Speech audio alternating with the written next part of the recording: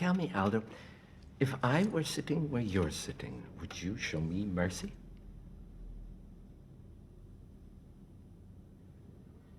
Nope. What is that English expression about shoes and feet? Looks like the shoe's on the other foot. Ja, just thinking that. Sie können wegtreten. Bleiben Sie am Posten draußen.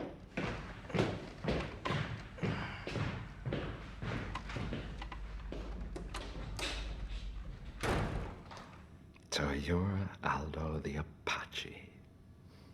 So you're the Jew hunter. I'm a detective. A damn good detective. Finding people is my specialty, so naturally I worked for the Nazis finding people, and yes, some of them were Jews, but Jew hunter? Just a name that stuck. Well, you do have to admit, it is catchy. Do you control the nicknames your enemies bestow on you? Aldo the Apache and the Little Man? What do you mean, the little man? German's nickname for you. The German's nickname for me is the little man? And as if to make my point, I'm a little surprised how tall you were in real life. I mean, you're a little fellow, but not circus midget, little as your reputation would suggest. Where's my man? Where's Bridget von Hammersmark? Well, let's just say she got what she deserved. And when you purchase friends like Bridget von Hammersmark, you get what you pay for. Now, as far as your paisanos, Sergeant Donowitz and Private Omar... How you know their names? Lieutenant Aldo. If you don't think I wouldn't interrogate every single one of your swastika-marked survivors... We simply aren't operating on the level of mutual respect, I assume. No, I guess not. Well, back to the whereabouts of your two Italian saboteurs. As of this moment, both Omar and Donowitz should be sitting in the very seats we left them in. 0023 and 0024, if my memory serves.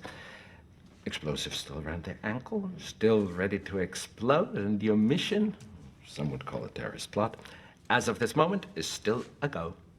That's a pretty exciting story. What's next? Lies on ice? However,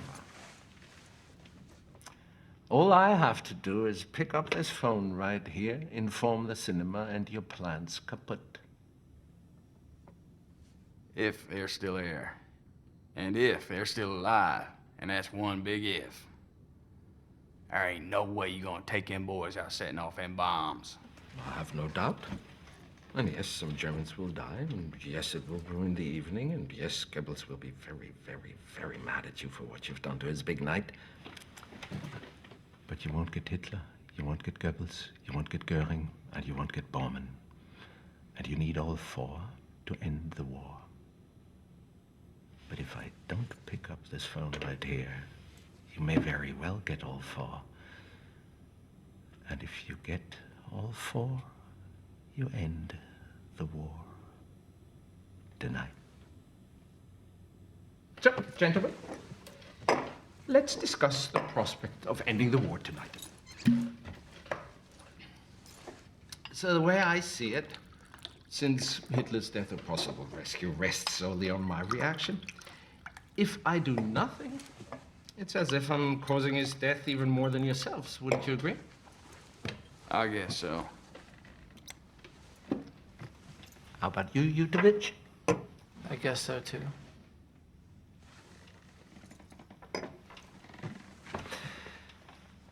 Gentlemen, I have no intention of killing Hitler and killing Goebbels and killing Goering and killing Bormann, not to mention winning the war single-handedly for the Allies, only later to find myself standing before a Jewish tribunal.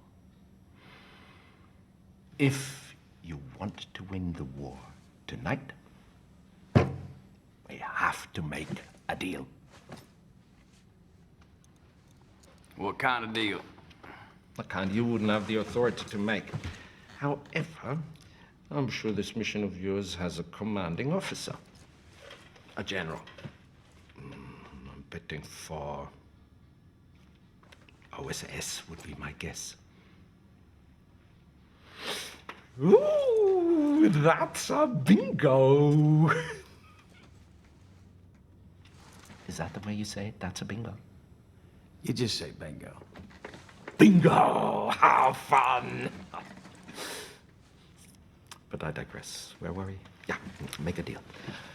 Over there is a very capable two-way radio, and sitting behind it is a more than capable radio operator named Herman. Get me someone on the other end of that radio with the power of the pen to authorize my, let's call it, the terms of my conditional surrender, if that tastes better going down. You know where I'm from? Yeah, where is that exactly? Maynardville, Tennessee. I've done my share of bootlegging. Up there, if you engage in what the federal government calls illegal activity, but what we call just a man trying to make a living for his family selling a little moonshine liquor, it behooves oneself to keep his wits. Long story short, we hear a story too good to be true. It ain't. Sitting in your chair would probably say the same thing. And 999.999 times out of a million, you would be correct. But in the pages of history, every once in a while, fate reaches out and extends its hand.